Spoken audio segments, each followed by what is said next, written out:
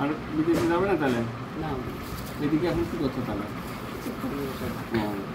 ব্যবসা যাই করো হিসাব করে চলবা, হিসাব করে নিজের বাপ হলেও বাকিতে লেনদেন করো, তোমার যেটা সুবিধা বুঝবে সেটা সেই হিসাবে কাজ করো।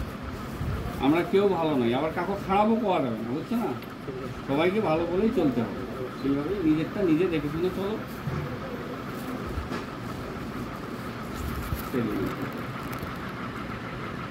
খাওয়া করে না যাও আগে খাই দিয়ে দেবে।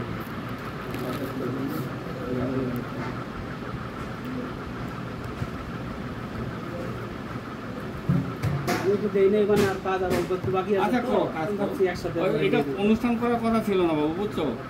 প্রায় দেখতেছি খুচরা খুচরি হিসাব করে, আমি তো হিসাব ধরি না, ওই হিসাব টাইমে টাইমে দেখা যায় যে 50 লাখ টাকার উপরে আমার বাকি পড়ে আছে।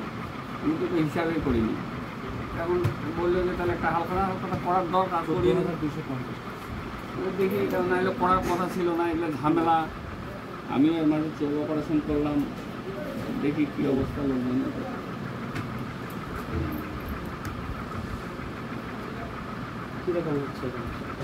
দেখা যাক, আর রাত 8টা পর্যন্ত টাইম দিচ্ছি তো। মানে চাকরিজীবী অনেকে আছে, উকিল আছে, বিভিন্ন ধরনের আছে।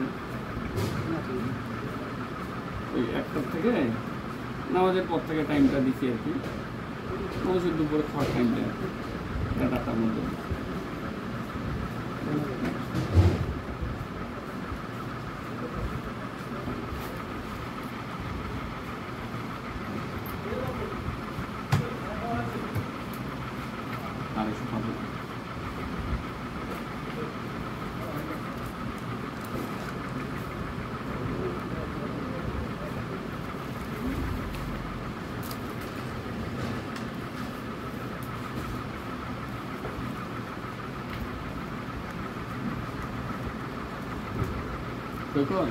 দুজন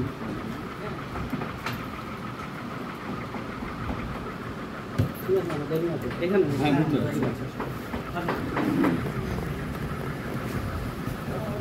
নমস্কার।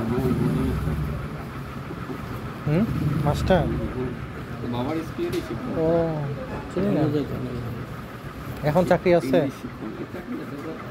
স্বপনদের বসে তো চাকরি পাওয়ার কথা। তোমার চাকরি কি আছে এখনো? তুমি স্বপনদের কাছে না?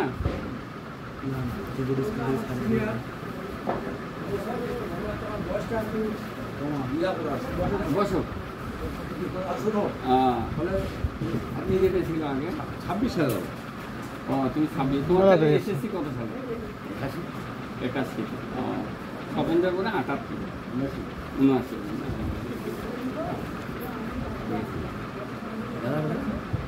হ্যাঁ এটা ইয়ার বড় ভাইয়ের ছেলে। আর ইয়া তোমার সবুল মাস্টার মারা গেল হঠাৎ করে, শুনলাম আর সমস্যা তো তোমার ছিল